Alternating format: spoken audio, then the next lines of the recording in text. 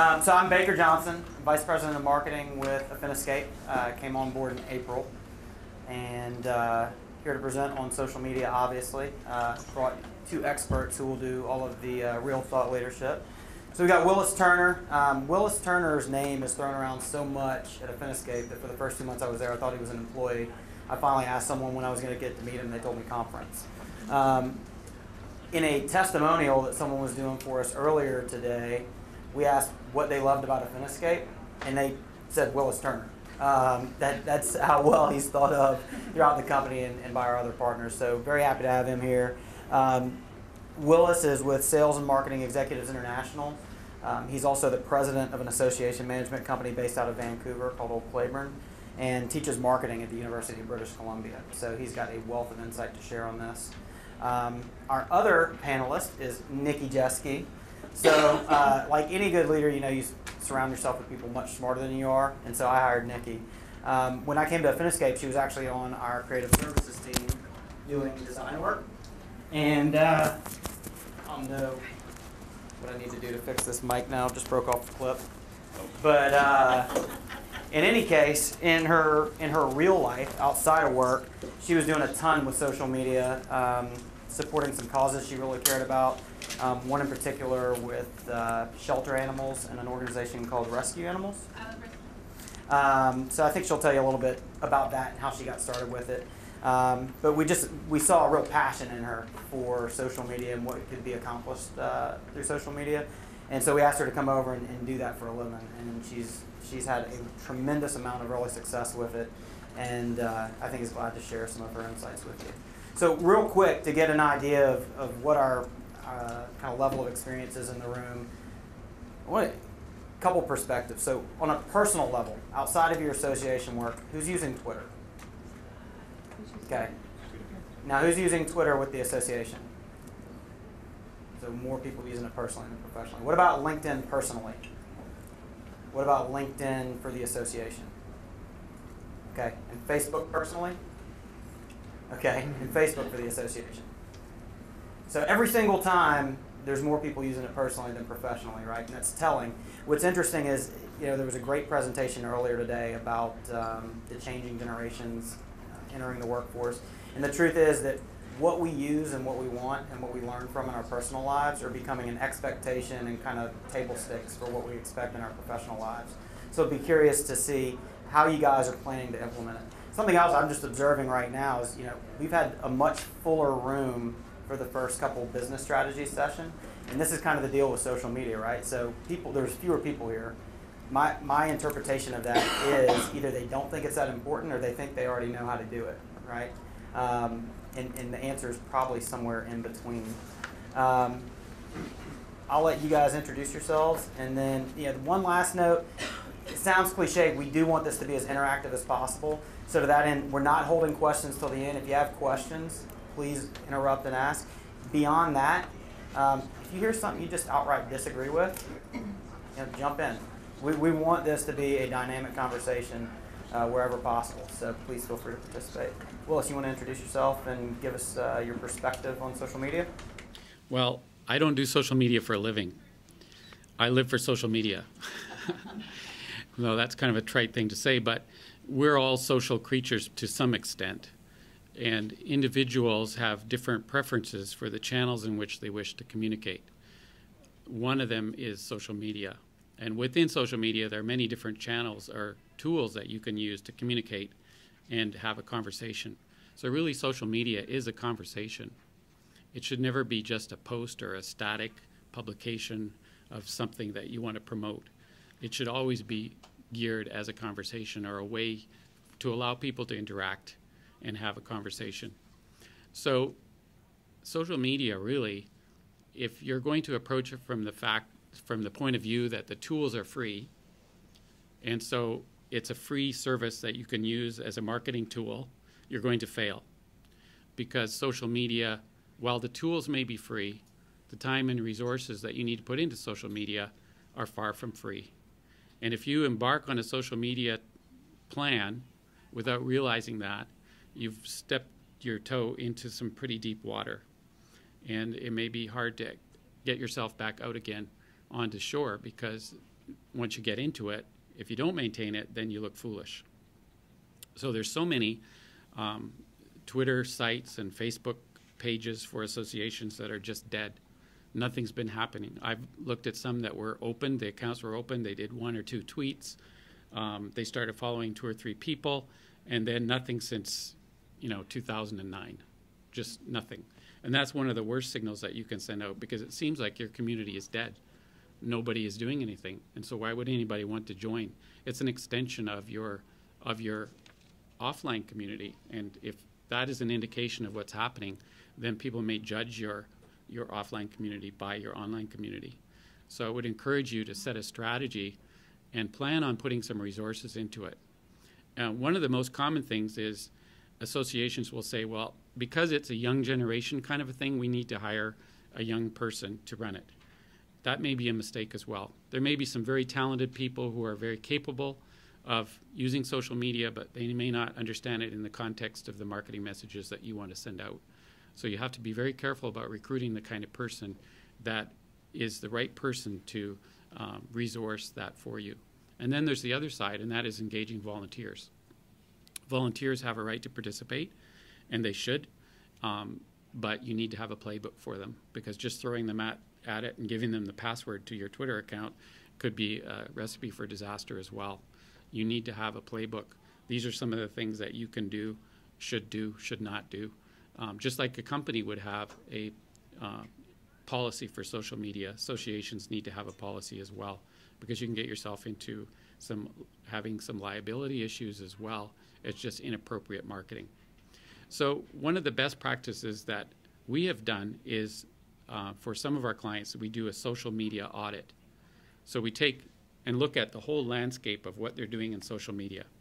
We may also look at some of the competition, some of their competing associations, and see what they're doing and compare and say, they're doing this really well, you're doing it kind of mediocre. But we do a complete audit. So we look at LinkedIn, we look at YouTube, we look at Facebook, we look at their blog, we look at Foursquare, we look at SlideShare, which many associations use and may not consider it to be social media, but it's totally social media. So it's a way for you to share presentations from your speakers and slides in a public forum. All of those things need to be taken into consideration in the audit. But the really cool thing about doing an audit is you get a benchmark of where you're at today.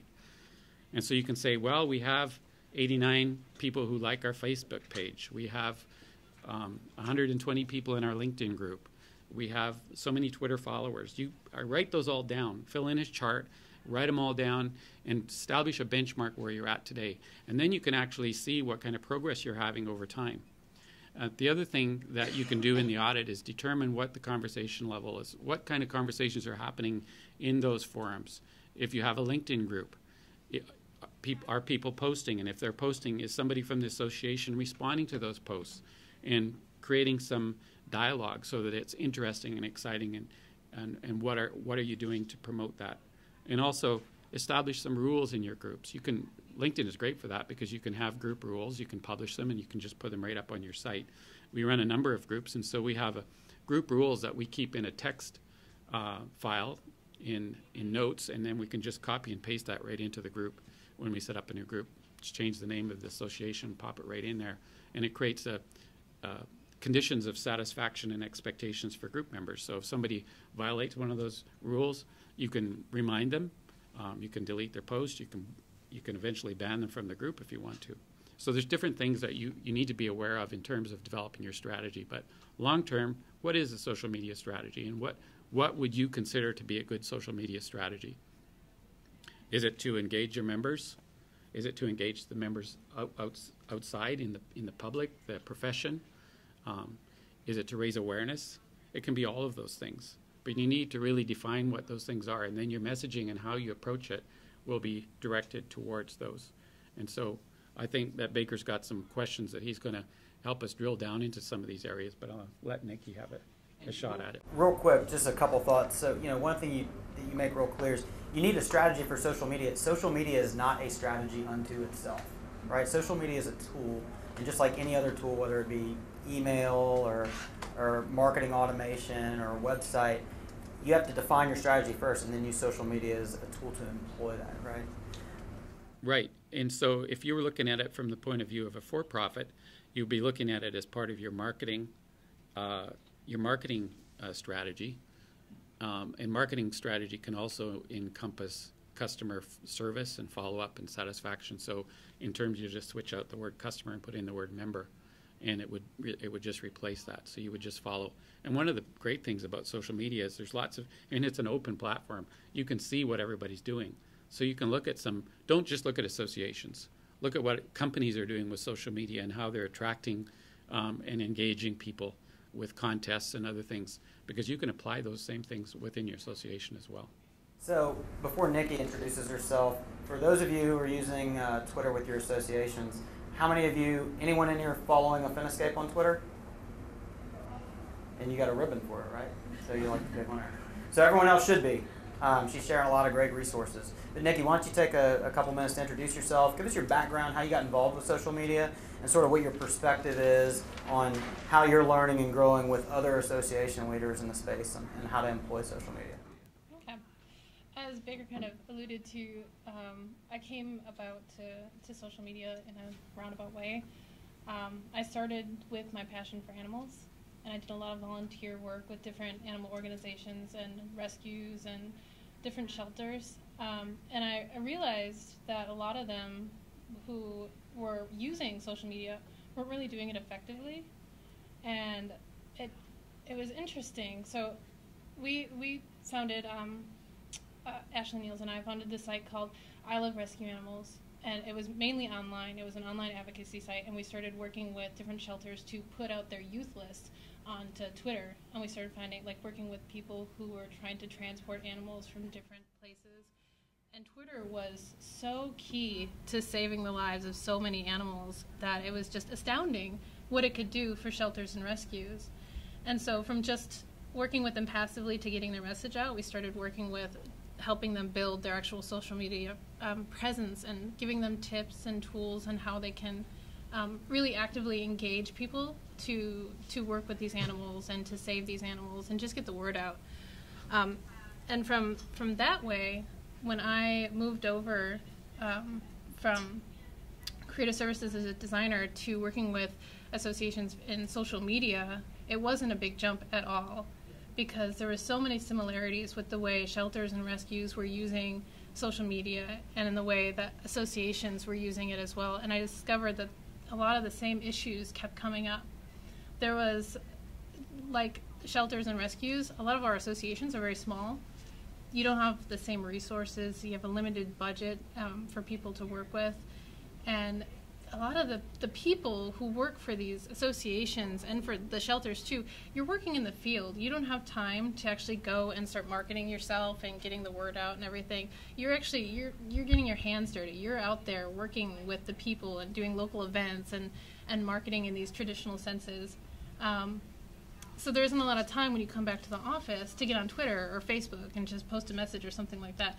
So from my experience working with shelters who are out in the field a lot, I was able to take my experiences with that and start talking to associations about how they can use mobile devices and Facebook and Twitter to start posting pictures or start engaging members that way and really getting a presence built online and marketing themselves that way, because a lot of the times marketing, even for associations, gets shoved to the back seat. It's not something that they think about. There's always, everybody in association worlds has a full-time job already. So them trying to just find even a little bandwidth to get on Twitter to do something like that isn't usually a top priority. But so it was interesting to see these similarities between the animal organizations and associations. And I know there's quite a few vet associations that are here that I know work with rescues and rescues and shelters. And I think they probably understand where I'm coming from. So I think it was interesting taking that perspective and applying it to our corporate strategies and really getting the word out. And we built it as a resource. And it's interesting too that passion is such a key play. My passion for animals brought me to social media, and that in turn I became passionate about the social media and helping people and getting the word out for even associations, because associations, the bigger picture is helping people, whereas animal organizations were helping animals, but it's the same thing. We're all trying to make the world a better place. So it was really cool bringing the different backgrounds together. As for social media, I think that in turn explains why I'm so passionate about it. It does a lot for people, just the same as animals. All right, thank you. So, we'll start with kind of the blanket question, right? And you touched on the need for strategy, Willis.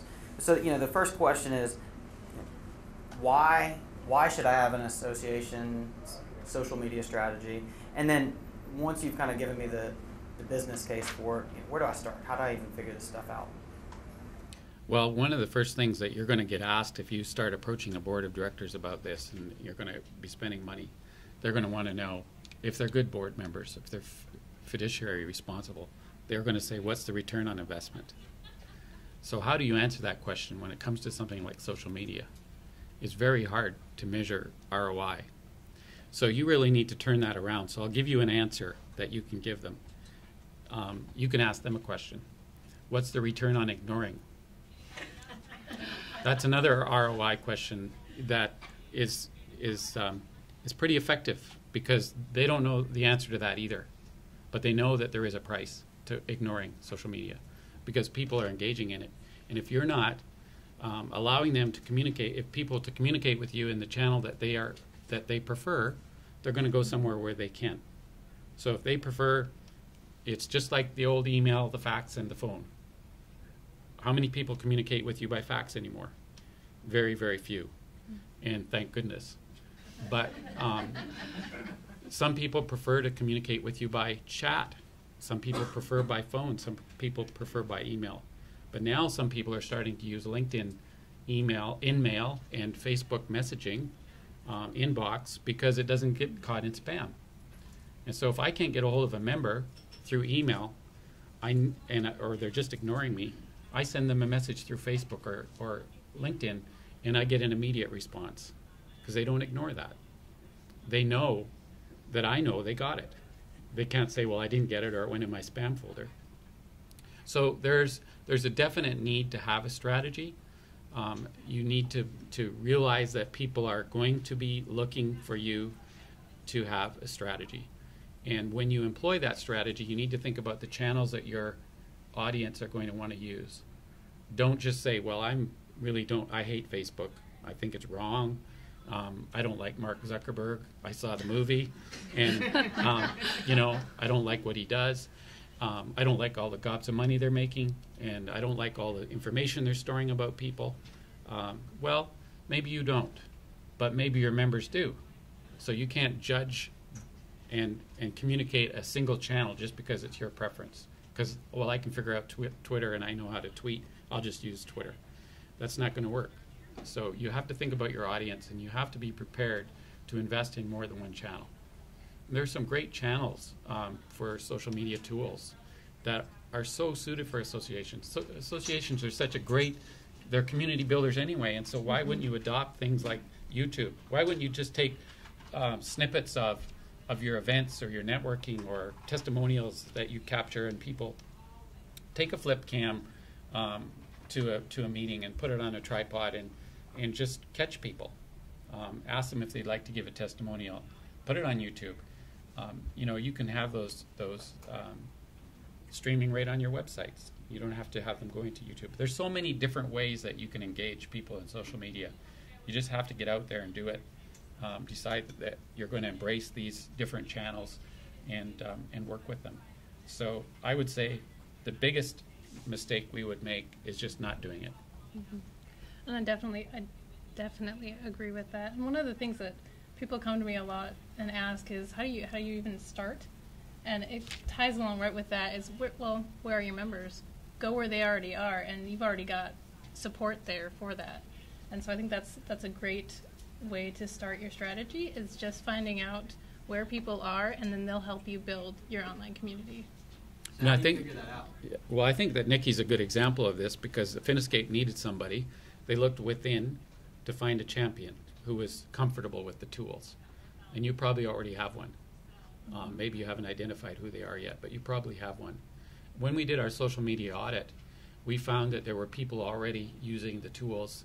They maybe weren't using them the way we would have liked to have a unified brand, but they were using them, and so we had to applaud them for that, and then just engage them and bring them in and say, you know, we've created this strategy. We'd like to have a unified message, but we want to personalize it with different voices, and we would love for you to be one of those voices. So one of the things too in social media, and maybe Nikki can comment on this too, is that you need an anchor for all of this stuff that you're doing, and your association website is probably not the best place to anchor from. I would recommend anchoring from a blog, because a blog is a feed, it's a voice where you can have more information than what you can put in a tweet or even a Facebook post. So you can give a little bit more color, a little bit more life to a story, and yet it doesn't have to be too long. And then from there, you can post your blog feed to your website. You can post it to Twitter. It automatically shares. If you're using a good program like WordPress, you can automatically create instant shares to go out to Facebook. And when you've shared a LinkedIn, it comes up with a drop-down box, and you can share it in different groups or to specific individuals. It's a very cool way to share information. It all goes back to your blog. So you only have to have a great headline on your Twitter, but for the content, they're not going to somebody else's website. They're coming back to your blog, which hopefully is a subdomain on your website, so that it increases your search engine optimization. And the whole picture here, if you look at it, is raising the awareness of your association by having those feeds go back to some place where you have more information, and you can gradually get a dialogue going with people, and people can post comments on the blog as well. Mm-hmm. And I think it's super easy to think of something to say on Twitter and Facebook, because it's only 140 characters, and even just a tiny bit more on Facebook. But in a blog, I think your personality really shines. You can really bring out the voice of the association, because there's so much more room for you to say something that you feel and what you're passionate about. And it's also it's a great hub for everything. You can have all your links to all your social media stuff right there, and that's where people are going to remember you. And the cool thing is just to teach people, and this is really cool, is it empowers people, like we heard this morning from Sanders. You empower people by teaching them how to use the tools. And with WordPress, you can have guest bloggers. So you could have board members, you could have, if you have chapters, you could have somebody from each chapter. So it's not so onerous when you spread it out, spread the work out amongst several people, all blogging. And when they blog, it's creating all these feeds for your social media channels. And then just teach them that those first 140 characters in their blog are critical, because that's going to really be the nugget that people are going to make people want to read more. And there's book authors now. There's a new book coming out on Amazon called Running the Gauntlet by Jeffrey Hazlett in January, and every chapter starts with 140 characters. How cool is that? Every chapter. So authors are really getting tuned into this as well, that they realize that the printed material that's going out there needs to be integrated with social media as well. So your newsletters, your blogs, your magazines, everything needs to be integrated into this big social media picture. You guys each give your perspective on, so where do you really start, right? What are the key platforms? What are the differences in the behavior types out there, and how does the platform impact the strategy for each? Well, my favorite, and I think a lot of people kind of know this if you follow any of our stuff online, is Twitter. I'm a big Twitter advocate, and that again goes back to how I was leveraging it before I moved over. But I feel like people think 140 characters is limiting. I also find that it's very helpful, because it gets you to start thinking about words and the meaning of words and choosing your words carefully. And so I really like Twitter, and I find that a lot of engaging happens on Twitter, not just with members, but with people who are potential members and people who are interested in the same stuff that can possibly come help be a resource for you.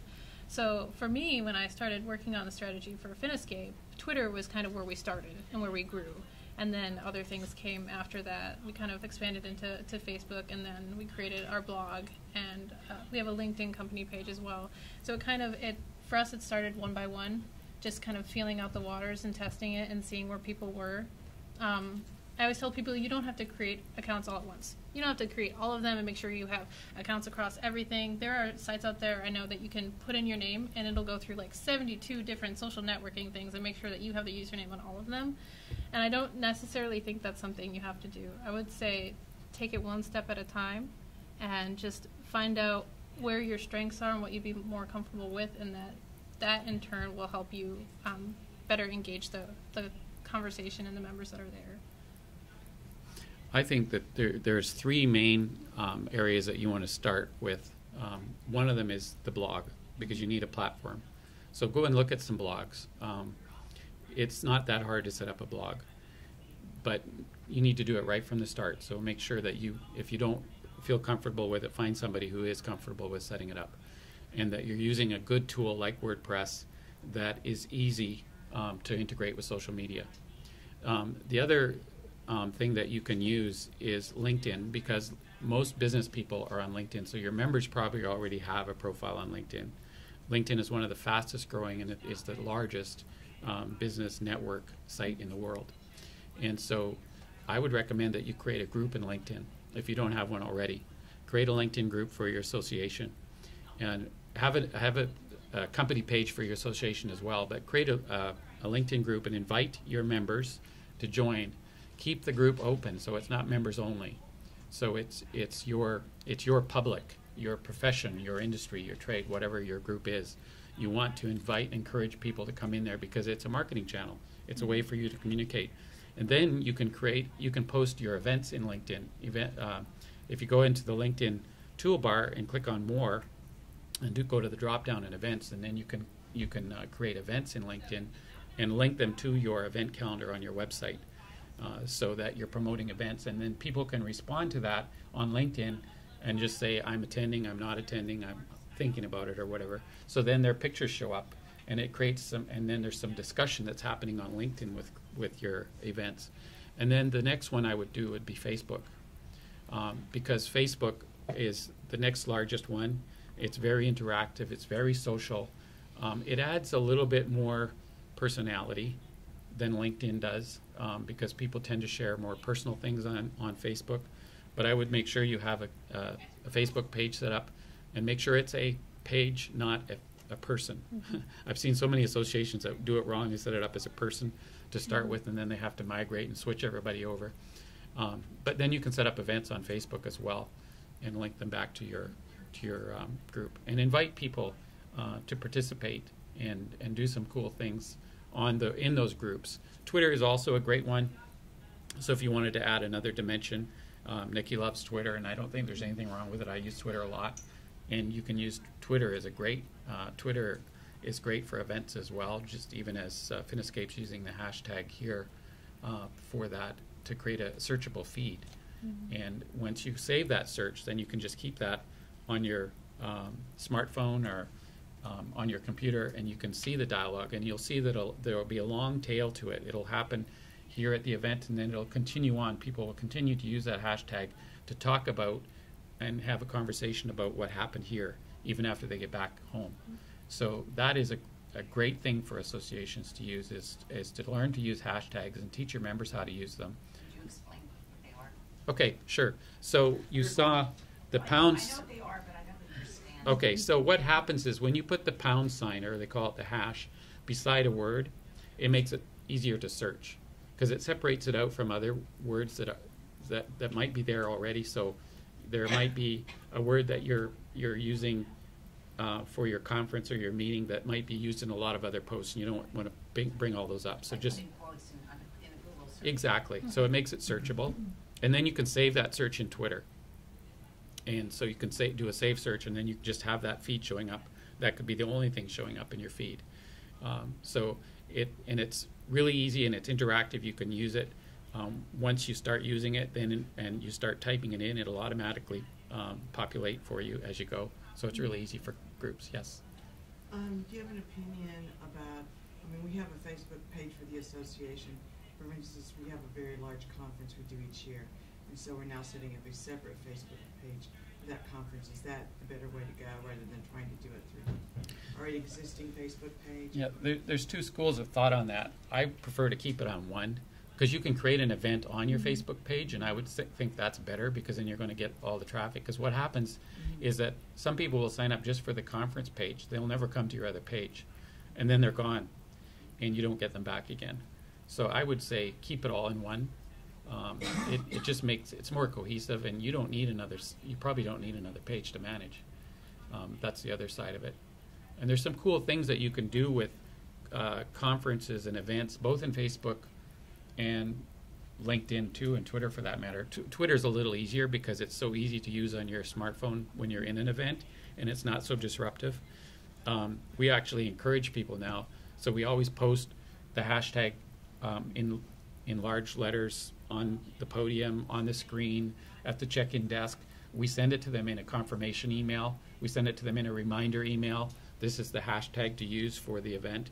And then we do contests. We'll say, just like Sanders did this morning, he's going to give a book away to somebody who was tweeting.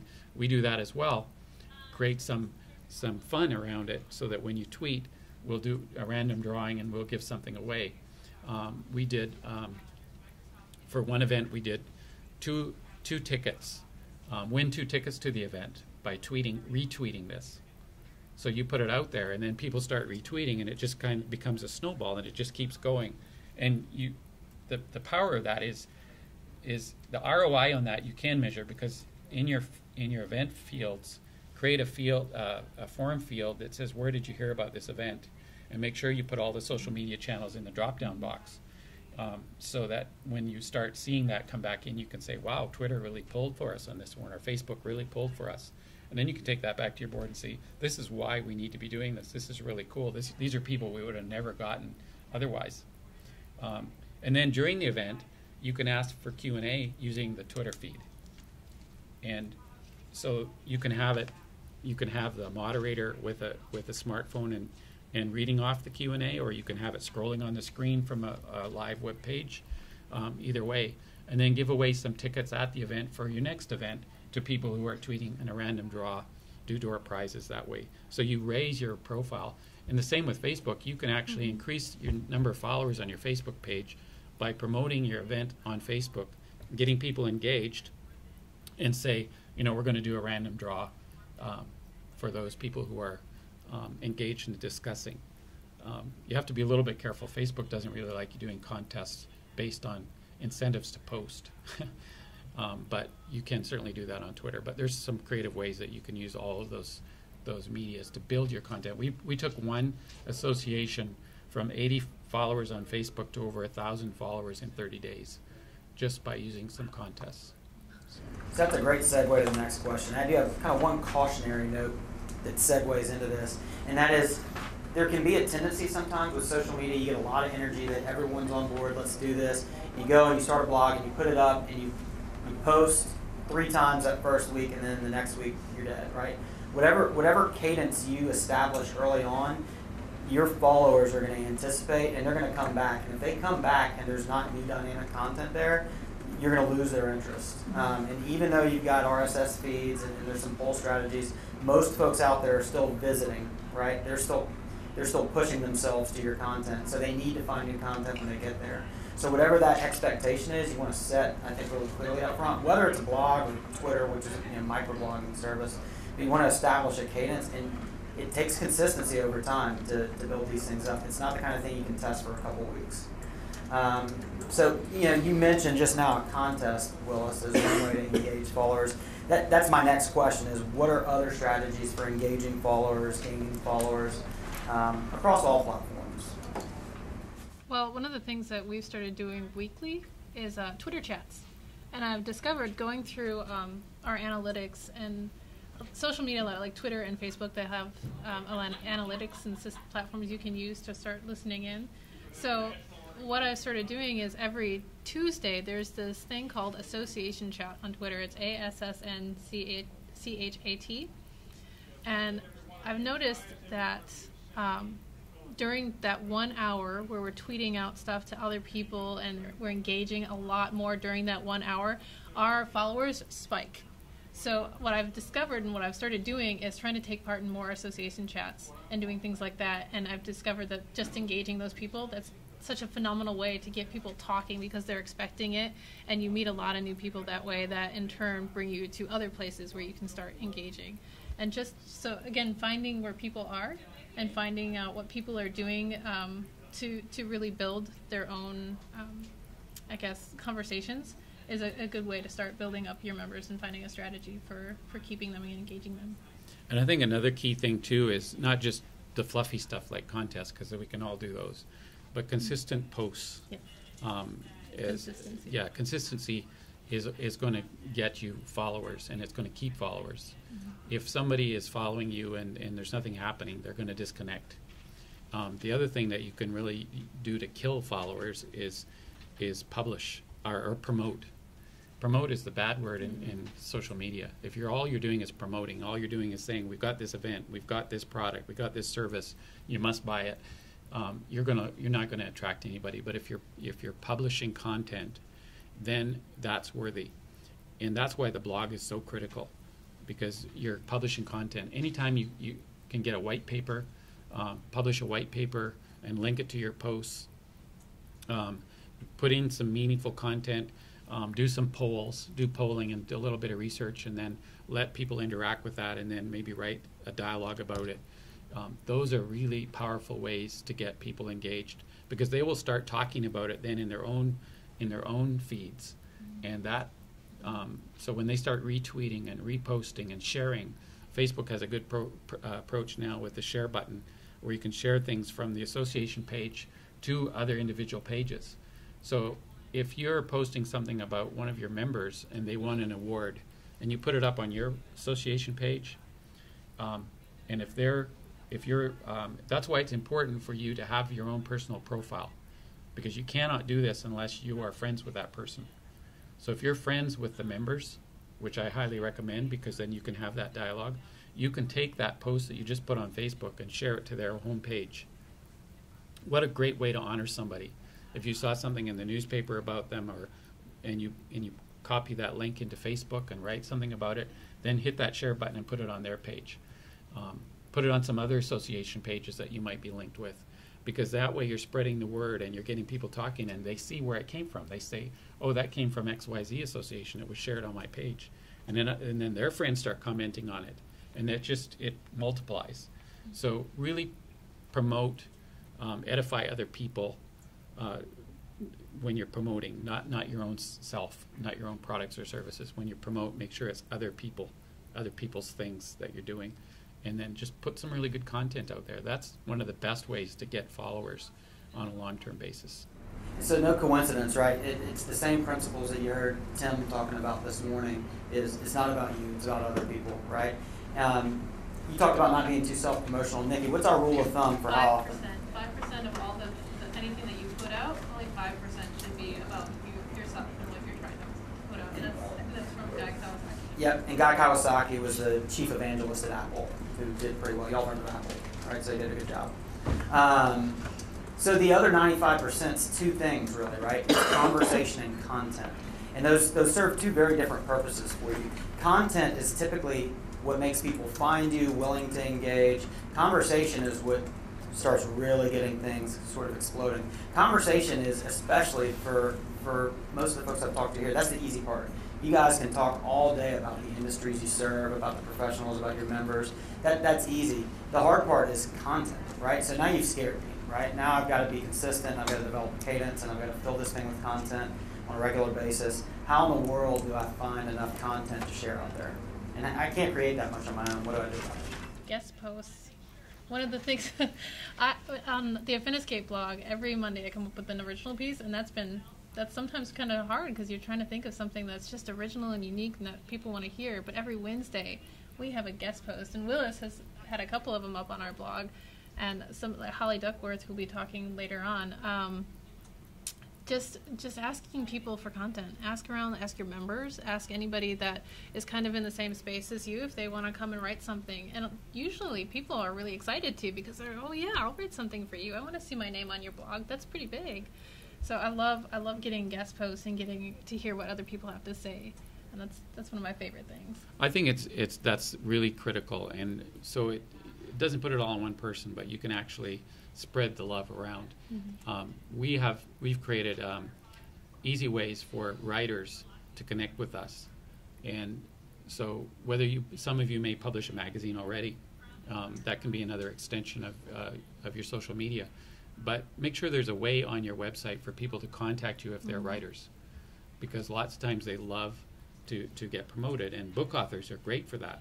They will write you a 500-word piece at the drop of a hat, and they probably have one in the can already to send you. What we always just say is make sure your article's vendor neutral, and we'll publish your byline at the end of it. And we get more than we can use. We also registered our blogs and magazines with some of the media registries, so that when authors and publicists are looking for channels to get the word out, they'll find you in that directory, and it's a free listing. So whether it's media, Bacon's Media, or any of those, you should make sure that your publications are listed in those. And blogs are becoming accepted now as one of the journalism mediums. So you can get unsolicited articles night and day from people who want to have you post their information. So if you think about Affiniscape and what we want to do, right? We want to build relationships with folks in the association space. And we know that we can't do it by being completely self-promotional and just going and shouting about our products and services out there.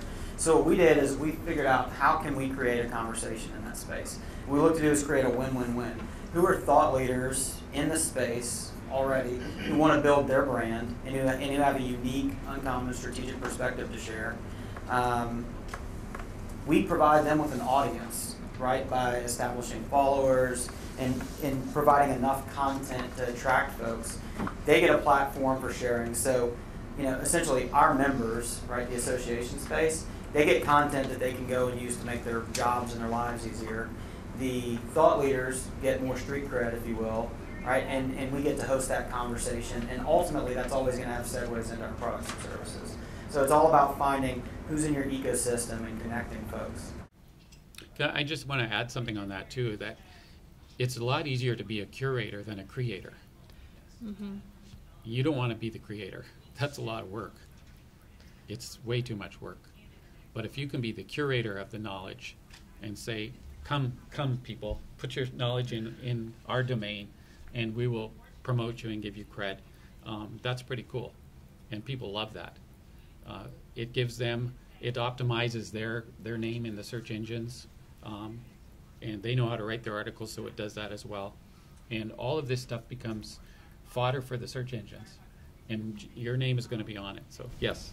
I was just going to, with regard to the curation thing, that it's valuable to include some. You don't just put a link or 5 links in a blog post. Instead, make a comment and talk about why you're linking to each one of them, because there is some degradation of value from Google's perspective, say, of just a list of links. Yes, that's so right. If like one of the biggest Mac blogs out there is Daring Fireball, and he doesn't write like full articles hardly ever, but then he has like a paragraph about each one of his links, and it's a huge following. There's even a term like getting Fireball, where he includes a link to your site in his blog, and boom, your site goes down because so many people don't review it. But anyway, the point being that don't just like throw up a link, but add value. Yeah. It just falls on.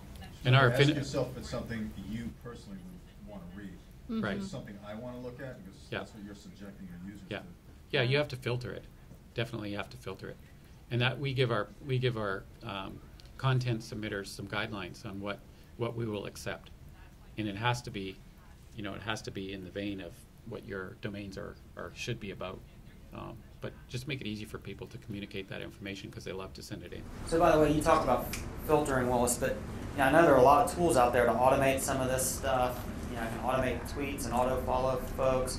What are the dangers of those? What are the pros and cons? What should I know about them? What should I be looking at? Well, I'm not a big fan of automation in that respect. There's some things that you can do, like if you have a dashboard where you're using Hootsuite or some of these other tools, you can time the releases of your posts.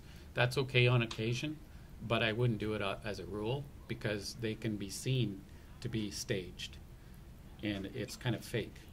So I would be careful about being fake, because you want to be real as possible in social media.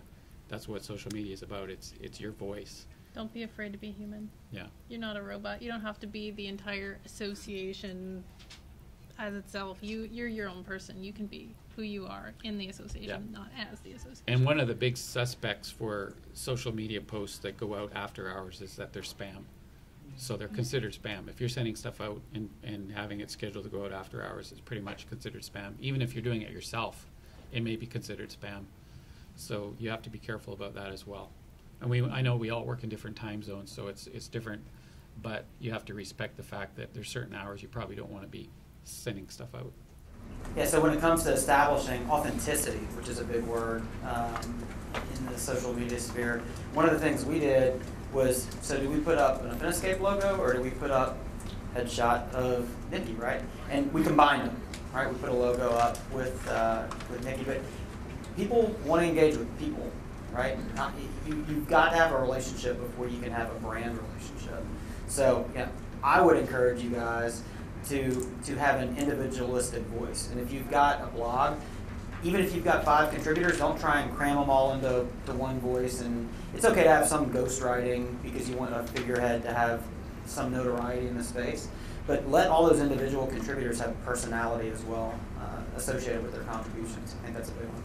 And one thing that when you're posting as an association on Facebook or Twitter, it's a good thing if somewhere in your page you have described who is doing the posting. Mm-hmm. And if you have more than one person, maybe you put their initials in at the end of the post, and you have on the Facebook static page you describe who those people are, because that way it gives more personality to it as well. And then there's also accountability about who is posting if there's some issues come up. It also builds up the trust factor too. If you don't know who you're talking to, then it's hard to kind of trust a faceless person. But if there's at least even just a name and a small bio about who it is, all of a sudden there's kind of like, oh, okay, I know who you are. At least I know who your name is. So it builds that as well. And there's one other rule that I'll share with you and this probably is no surprise to you, but you would be surprised how many this kind of postings that go out there. Nothing negative. Mm-hmm. Lots of times, you're tempted to vent. Don't vent. People don't like it. It comes across as being very negative and down. It puts people in a downer mood, and so you don't want to do that. Anything that you have good to say goes out, but anything you have bad to say, pick up the phone and deal with it. And you'll get negative comments. You'll get negative posts coming back about your association, about your events. Be prepared and have a strategy to deal with those, because that's a great way for you to deal with it in a public forum and show how you fix things when they go wrong. And you should never delete them unless they're really obnoxious. If they're just a negative comment about something went haywire, the food wasn't good at the event, or the speaker was dry, or whatever happened, deal with it. You can't really delete anything. No, you can't really, but you might think you did. Someone saw. Everything's indexed, but sometimes people think if they delete it, it's gone. Mm-hmm. But you need to deal with it, and so you need to have some strategy around how are you going to handle, what's the PR, what's the follow through when something like that happens. There's a great book called What Would Google Do, written by Jeff Jarvis, and Jeff Jarvis rose to fame when he was an outspoken critic of Dell. And I can't remember if it was I think it was just a blog. But the concept there was, even when you have negative things being said about you, that's just a critic who's already vocal, right? And you have a chance to turn them into a champion. That's exactly what happened with Jeff. So there's a huge opportunity through social media to not only not to be negative, but to address any negative conversations that are happening about your brand out there, and to address them publicly and openly and again authentically, as opposed to venting or lashing out. So we've got just a couple minutes before we need to take questions. 2 very quick questions. If I can't do anything else. I got to go tomorrow and do one thing to get started with all this. What is it? I think my answer will be vastly different from Willis's, but I would say Follow Finescape on Twitter. follow Finescape. Get a Twitter account and follow Finescape. But no, really get on Twitter. I mean, so many people are there, and there's so much going on. And the difference between Twitter and like Facebook and LinkedIn is that it's very much real time. There's always conversations happening. There's always something going on right there. And it's not even just one person talking about one thing. There are a lot of conversations going on, and most of the time there are tons of conversations going on inside of conversations. And so I feel if you want to really get into it and quick and find people who are there, who are already talking about it, go on Twitter and just do a search for associations or association chat or just something like that. And that would kind of give you a gateway to start talking about other things. I think the first thing I would do is do an audit, a scan, an environmental scan, as the association world likes to call it, and find out what's happening right now. Find out if there's already social media being used by your association, by your members, and then create a strategy before you dive in, because you can do some real damage if you don't have a strategy and if you don't have a playbook set up and some rules of engagement. And then start with your blog, and then branch out from there and work to promote and develop your Facebook, your LinkedIn, and your Twitter accounts. So I think you may have just answered it, but now that I know what to do to go get started, what's the biggest mistake that I can make? Biggest thing I have to be aware of? I think the biggest thing would be just to jump in and start doing it without having the strategy first, because it's hard to undo what you do. Your first impressions, it's hard to undo that. Same with that is not being consistent. Just when you start, keep doing it. Like even if it starts getting hard, just plug through it, because if you stop, having an account that is dead, in my opinion, is worse than not having an account at all. And it kind of ties in with what you had started with about it's a reflection of what your community looks like.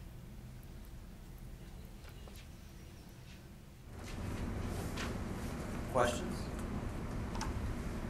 Is there a good reference manual for, to get started with strategies that are just... I'll take that one. Young Nikkis Background actually wrote an ebook on social media that covers LinkedIn, Facebook, and Twitter. It's available on the Finescape Resource Center at finescape.com/resources, and it's one of the most popular resources we have out there. She did an excellent job with it. And it gives you an idea of what the basics are and some ideas on where your association would be best to start with. And these two are great references, and we're happy to share their handles up here. If you guys get out there and want to interact and have questions about it, I mean, this is a conversation we'd love to have, right? So bring your questions online to us, and we can handle them there as well, so other people can benefit from it. Yeah, and I think one of the best ways to learn is, well, I always say everything I learned about Twitter, I learned on Twitter. Get on Twitter yourself personally, not necessarily with your association, but if you don't have your own personal Twitter handle, you can't do any damage to your association as long as they're not linked. And just start using it. Start following some other people, seeing what the community's like, watch the conversations, get involved in some of the conversations. And Twitter can be very overwhelming if you get a lot of followers. But what you have to pay attention to is direct messaging and Twitter. Make sure you respond to those.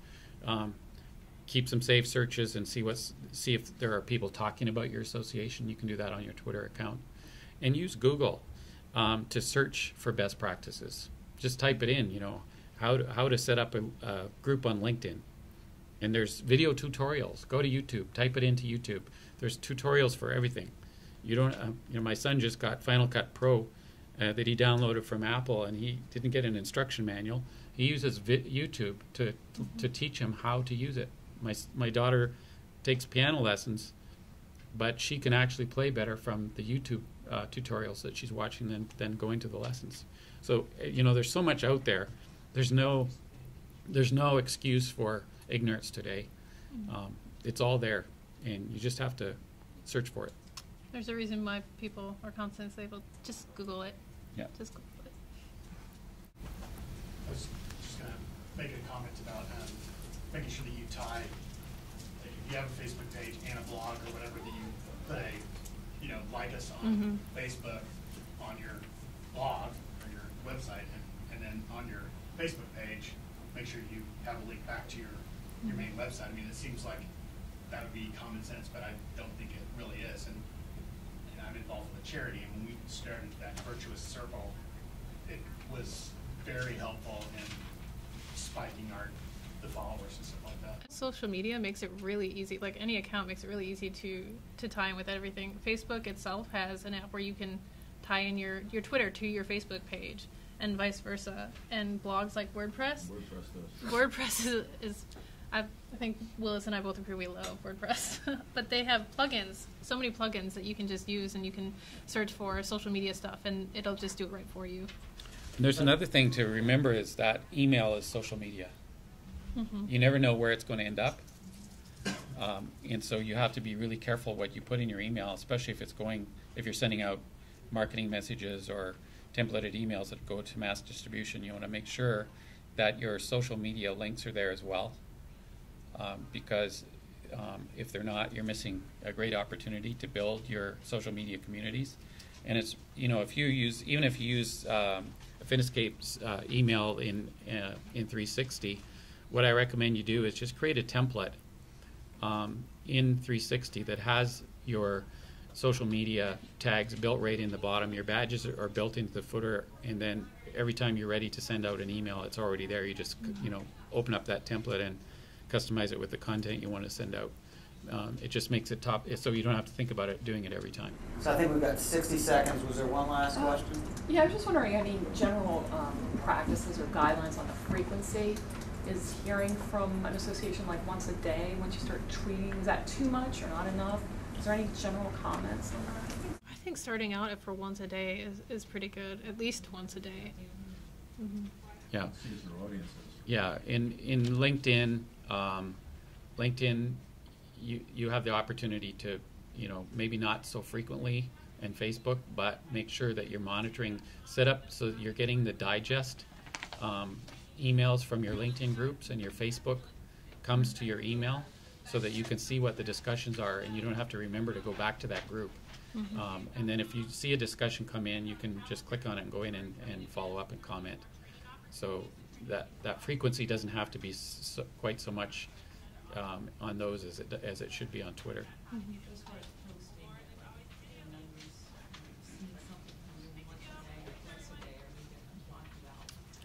Probably not, because the Twitter feed it goes by in a flash, Mm-hmm. and if they're not on Twitter, they're not going to see it anyway. So No. posting frequently on Twitter is not a problem. Yeah. Any other questions, you guys can follow up with us afterwards, or certainly follow up with either Willis or Nikki online. And thank you guys for joining us. Thank you.